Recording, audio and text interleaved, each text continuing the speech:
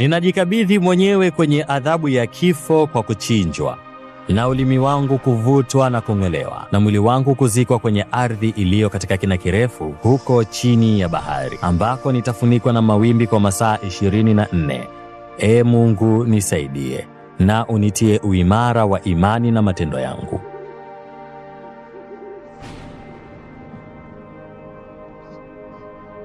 Hapo nimemaliza maneno ya kiapo ambacho inaaminika ndiyo kiapo cha kujiunga na Freemason na kuahidi kutunza siri za Freemason maisha yako yote. Na kwa kiapo hiki ndiyo inafanya mpaka sasa, kwa zaidi ya miaka 300 ya Freemason kuwapo duniani, ibaki kuwa jamii ya siri na watu wasijue kinachoendelea ndani ya mahekalu ya Freemasons. Lakini sasa Freemason wana wafuasi zaidi ya milioni 6 duniani kote. Bado itakuwa rahisi kuendelea kuitunza siri hii? Hivi sasa kuna watu miongoni mwetu walikuwa ni waumini wa Freemason, ila sasa wamejitoa. Wanazijua siri za Freemasons. Je, wataendelea kuzitunza? Zamani Freemason ilikuwa ni wanaume tu. Hivi sasa wameruhusu na wanawake kujiunga. Je, wataweza kutunza siri na wasizitoe kwenye michapo ya umbea wa saluni na vibarazani?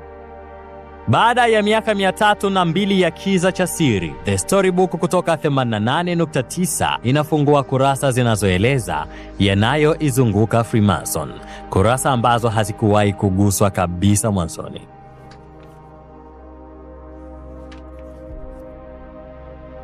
Freemason sio siri kwamba wapo duniani. Kwa nchi kama Marekani na Uingereza, Freemason wana mahekalu makubwa ya kuabudia katika kila mji. Hata hapa Dar es Salaam kuna hekalu la Freemason pale Posta. Freemason wamekuwepo duniani kwa zaidi ya miaka 300. Inaaminika Freemason wamekuwa wakiishi katika misingi ya kuimiliki, kuitawala na kuiongoza dunia, the New World Order. Wanaamini kuwa wao ndio wajenzi wa dunia, na ndiyo maana alama zao nyingi ni alama za vifaa vya ufundi na ujenzi, kama vile square ruler na bikari.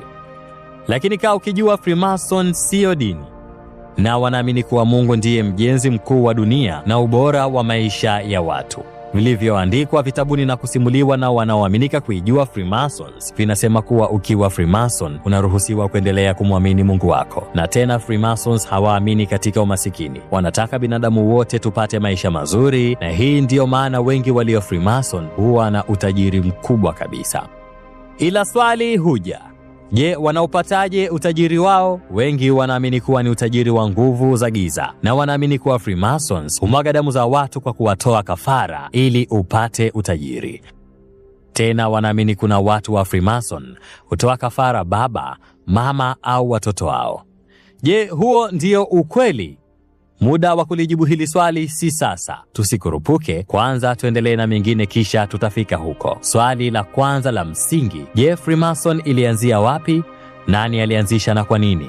Siri hii ni nzito, na ugumu wake unatokana na kuwa watu wa Freemasons huwa wanakula kiapo kuwa watatunza siri na hawatosema chochote kuhusu Freemason. Kile kiapo nilichokisema mwanzoni kabisa. Kwa hiyo inaaminika Freemason anayevujisha siri ni lazima atauawa kwa kuchinjwa na kufukiwa mbali ambako mwili wake haupatikani tena. Ninayajua baadhi ya mambo yanayoaminika kuwa ni mafundisho wanayopewa Freemason katika mahekalu yao. Kwa bahati najua pia mafundisho wanayopewa kuhusu historia ya Freemason ilianzaje.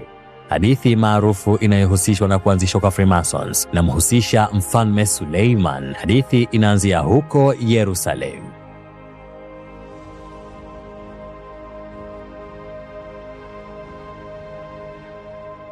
Historia ya Freemasons inaanzia miaka 1000 kabla ya kuzaliwa kwa Kristo, katika hekalu takatifu la Mfalme Suleiman aliyetawala Yerusalemu. Mfalme Suleiman alikuwa ni mtu aliyeitawala sehemu kubwa ya dunia, ikiwemo Israeli na mji mtakatifu wa Yerusalemu. Na ndiye mtu ambaye alikuwa na utajiri ambao hakuna mwanadamu yeyote aliwahi kuupata.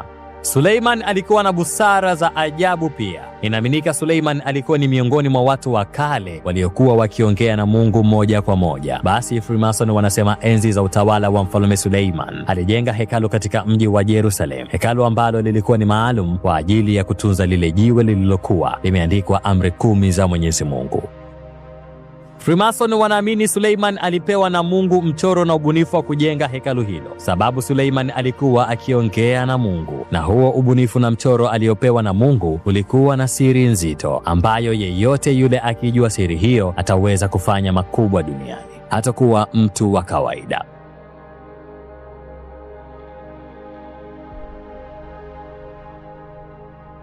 Basi Suleiman akampa injinia fulani kazi ya kujenga hekalu hilo. Huyo injinia naye akaijua siri waliokuwa wakijua Mungu na Suleiman. Huyo injinia alikuwa mtu mwaminifu aliyeitwa Hiram Abiv. Naye huyu Hiram Abiv akaificha siri hiyo, hakumwambia mtu yeyote. Sasa huyu Hiram Abiv ndiye anatajwa na Freemasons kuwa ndiye chimbuko la Freemasons na ndiye baba yao wa kiimani. Na hapa unaona ni kwa nini Freemason wanaamini kuwa wao wanapaswa kuwa wajenzi wa dunia wakimsaidia Mungu, kwani baba yao wa kiimani Hiram Abiv ndiye aliyejenga hekalu la Mungu, ambalo kwa kipindi hiko hakuna mtu aliyekuwa na ujuzi wa kujenga hekalu kubwa kama hilo. Kabla hatujaendelea, ilikuwaje mpaka Hiram Abiv akaanzisha Freemason? Kwanza ni kujuze kuwa simulizi hii inapata mashiko kuwa ina ukweli ndani yake, kuwa Freemason wana siri fulani ya mafanikio inayowawezesha kufanya mambo yasiyo ya kawaida. Hivi unajua kuwa Freemason ndio watu wa kwanza kujenga maghorofa makubwa na marefu zaidi duniani? Fahamu kuwa mwaka 1892 hekalu la Freemason lilijengwa katika mji wa Chicago huko Marekani. Ilikuwa ni jengo la ghorofa 22 na kwa wakati huo hilo ndio likawa jengo refu zaidi kuwahi kujengwa katika mji wa Chicago. Nitakwambia mambo mengi makubwa duniani ambayo binadamu wote tulishindwa kuyafanya, lakini watu fulani wa Freemasons waliweza kuyafanya mambo hayo. Tuendelee na hadithi ya Hiram Abiv, baba wa imani ya Freemason, ambaye alijenga hekalu la Mfalme Suleiman lililotunza jiwe la amri 10 za Mwenyezi Mungu. Basi wakati Hiram anaendelea na ujenzi wa hekalu hilo, kukawa na vijana watatu ndugu ambao wakamwonea wivu Hiram Abiv. Wakataka kuijua siri ya Mungu ya mafanikio ambayo alikuwa akijua Mfalme Suleiman na Hiram Abiv tu. Vijana hao watatu wakawa wanamfuata Hiram na kumwomba siri hiyo ya Mungu ambayo iliwawezesha Hiram na Mfalme Suleiman kujenga hekalu hilo la maajabu. Vijana hao wakaamini wakijua siri hiyo, basi na wao watakuwa na uwezo wa kufanya mambo mengine mengi makubwa ambayo binadamu wa kawaida hawezi kuyafanya. Baba wa imani ya Freemason Hiram Abiv akawa anakataa kuwapa siri hiyo. Basi wale vijana watatu wenye wivu wakawa wanatafuta upenyo, ikiwezekana hata waibe siri hiyo kwa namna yeyote ile. Baba wa imani ya Freemason Hiram Abiv akawa anakataa kuwapa siri hiyo. Basi wale vijana watatu wenye wivu wakawa wanatafuta upenyo, ikiwezekana hata waibe siri hiyo kwa namna yeyote ile. Hiram Abiv alikuwa na utaratibu, kila ifikapo saa 6 mchana huwa alikuwa akienda kusali, lakini muda wote alipokuwa akitembea alitembea na karatasi iliyo na siri ya ujenzi wa hekalu hilo la Mungu, hekalu lililotumika kutunza lile jiwe la amri 10 za Mungu. Wale vijana watatu wakajificha kwenye kona za boma la hekalu hilo ambalo lilikuwa likiendelea kujengwa. Wakamdai awape siri hiyo. Hiram akakataa. Basi wale vijana wakaamua kumuua Hiram. Hiram akafa na siri yake. Hiyo karatasi ya siri ya Mungu aliyompa Mfalme Suleiman ikaangukia mikononi mwa binadamu. Sasa hiyo siri hivi sasa wanayo viongozi wa juu wa Freemason, na ndiyo maana inaaminika wanaweza kuipelekesha dunia watakavyo. Ila kwa wale waumini wanaonyesha kuwa na vipaji vya ajabu katika kazi zao na pia ni waumini waaminifu kabisa wa Freemason, basi ndio hao tu huitwa na viongozi wao na kisha hupewa siri hiyo ya Mungu. Na tangia hapo mtu huyo atakuwa na uwezo na mvuto wa maajabu zaidi kwenye kazi zake, huku pia umaarufu na mafanikio vitamganda zaidi. Sasa baada ya baba wa imani ya Freemason kuuawa katika hekalu takatifu la Mfalme Suleiman, ilikuwaje mpaka Freemason wa sasa wakaanzisha The New World Order? Freemasons wanawezaje kuwa na nguvu kubwa ya kuitawala dunia, na ni siri gani wanaijua ambayo sisi wengine hatuna?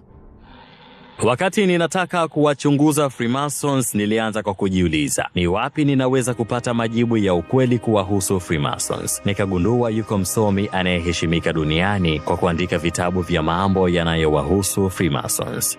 Huyu mtu anaitwa Joseph Fort Newton. Ameandika vitabu kama The Builders cha mwaka 1914, kitabu kinachoheshimika zaidi duniani kuhusu mambo ya Freemasons. Kisha akaandika kitabu cha The Men's House cha mwaka 1923. Na huyu Dr. Joseph Fort Newton kuanzia Mei 28 mwaka 1902 alikuwa memba wa ngazi ya 3 katika hekalu la Freemasons lililoitwa Friendship Lodge namba 7 lililokuwa Dixon, Illinois huko Marekani. Na baadaye akahamia kujiunga hekalu lingine la Freemasons la Mount Hermon Lodge namba 253 lililoko huko Iowa. Na hakuishia kuwa memba tu wa kawaida. Dr. Joseph Newton alipanda vyeo ndani ya Freemasons mpaka kufikia kuwa kiongozi wa mahekalu ya kuabudia Freemasons. Na Dr. Newton aliongoza hekalu la Freemason lililoitwa The Grand Encampment of Knights Temple. Kwa Freemasons mtanielewa nikisema Dr. Joseph Newton alikuwa ni Grand Prelate wa lodge hiyo. Kisha nikachimba kupata taarifa za kinachoitwa The Constitution of the Freemasons, yani katiba ya Freemason ya mwaka 1923. Na pia nikasoma kitabu cha Masonry Dissected, yani Freemason aliyekimbia, kitabu kilichoandikwa na Samuel Pritchard na kuchapishwa huko London mnamo mwaka 1730. Halafu nikasoma na kutazama makala za BBC na Reuters zilizofanywa ndani ya majumba ya kuabudia Freemasons huko Marekani. Hapo sasa nikajiona si mbumbumbu tena wa mambo haya ya Freemasons. Nikakaa chini na kuiandika simulizi hii itakayokufuta porojo na uongo mwingi mlioaminishwa hapo awali kuwahusu Freemasons. Hivi sasa Freemasons imekuwa ni jamii ya siri inayoogopwa na kuaminika kuwa na njama za kuiongoza dunia inavyotaka. Au labda tayari kwa wengine inaaminika kwa sasa Freemasons tayari wanaimiliki dunia. Inaaminika Freemason walibarikiwa kupata hazina ya maarifa makubwa kutoka kwa Mfalme Suleiman. Hazina ambayo ilitoka moja kwa moja kwa Mungu ili kumsaidia Mfalme Suleiman kujenga lile hekalu la kutunza lile jiwe lililokuwa limeandikwa amri 10 za Mungu.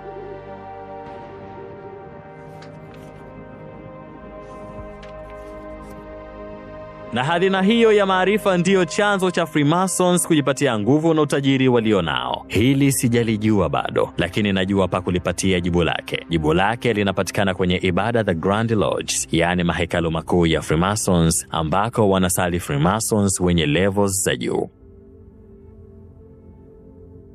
Kinachonishinda kuingia humo ni kwa sababu bado sijakula kile kiapo cha Freemason. Na kama ni kila hiko kiapo, nitakuwa nimeshajiunga, na pili nitakuwa nimejifunga. Sitaweza tena kuwasimulia mambo ya huko, sababu nikisimulia ni lazima wataniua.